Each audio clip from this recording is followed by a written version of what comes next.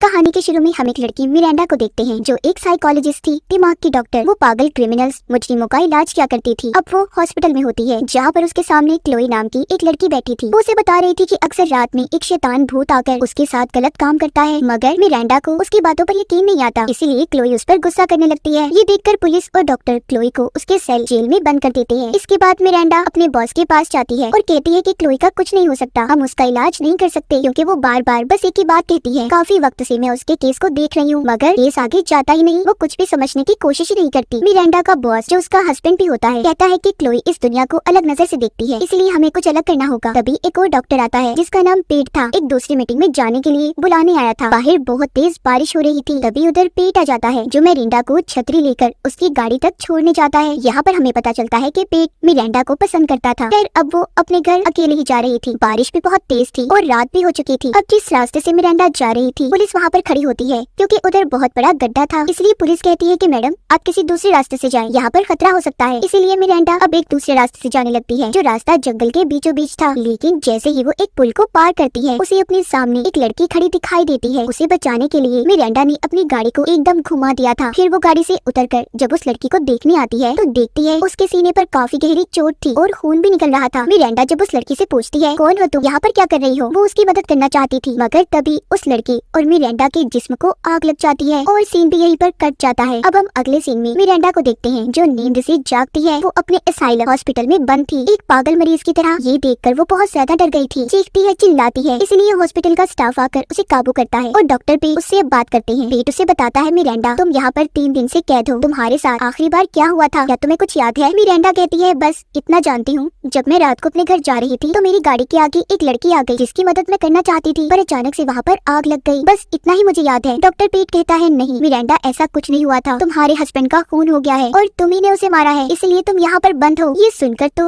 Miranda जैसे पागल सी हो गई थी। वो पेट से कहती है नहीं ऐसा नहीं है, तुम झूठ बोल रहे हो और उसे मारने की कोशिश भी करती है। तभी हॉस्पिटल का स्टाफ आकर उसे काबू करता है। कुछ देर के बाद मिरांडा उन्हीं मरीजों के दरमियान में थी जिनका वो कभी पहले इलाज किया करती थी। वहाँ पर उसके पास क्लोई आकर बैठ जाती है और कहती है कि तुम मेरी हालत को अब समझोगी, ऐसा ही महसूस होता है जब लोग तुम पर यकीन नहीं करते, जैसे आज तुम्हारे साथ हो रहा है। इतना कहकर वो जाने लगती है पर जाते हुए वो मिरांडा को एक अखबार पकड़ा कर जाती है जिसमें मिरांडा के हस्बैंड के कत्ल के बारे में लिखा हुआ था और उसकी मुजरिम खुद मिरांडा थी। उसी रात अब मिरांडा को महसूस होता है कि उसके सेल के बाहर कोई है। तभी दरवाजे पर बुक के अंदर लिखा होता है नॉट अलोन, तो अकेले नहीं हो। ये देखकर वो डर जाती है और डर कर कोने में जाकर बैठ गई थी और सो जाती है। जब सुबह होती है तो उसके पास एक नर्स आती है जो उसे खाने के लिए दवाई दे रही थी। अब मिरांडा जब सभी मरीजों के साथ नहाने जाती है तो उसे वही लड़की नजर आ रही थी जो उसकी गाड़ी के सामने भी आई थी, जिसके हाथ में चाकू होता है। वो उससे मिरांडा के बाजू पर कुछ लिखने लगती है मगर वो मिरांडा के अलावा किसी को भी नजर नहीं आ रही थी, इसलिए वो पागलों की तरह हरकतें कर रही थी। मिरांडा को ऐसे देखकर सब वहाँ से भाग जाते हैं। अब मिरांडा के पास पेट आता है। वो उससे पूछता है कि तुम्हें कुछ याद आया? वो कहती है नहीं। मिरांडा उससे पूछती है क्या तुम मुझे पसंद करते हो? अब हम एक हो सकते हैं, मेरे हस्बैंड की भी अब मौत हो गई है। ये सुनकर पेट कहता है नहीं मिरांडा, अभी तुम मरीज हो और मुझे तुम्हारे सच के बारे में जानना है, तुम्हारा इलाज करना है। इसके पास मिरांडा के पास उसका वकील आता है जो बताता है केस अगले हफ्ते है और सारे सबूत मिरांडा तुम्हारे खिलाफ हैं, इसलिए उसे सजा भी हो सकती है मगर उससे बचने का सिर्फ एक ही रास्ता है कि मिरांडा अगर खुद को पागल साबित कर दे तो वो बच जाएगी। ये सुनकर उसे गुस्सा आ जाता है और कहती है मैं पागल नहीं हूँ, आई समझ, और मैंने किसी को भी नहीं मारा।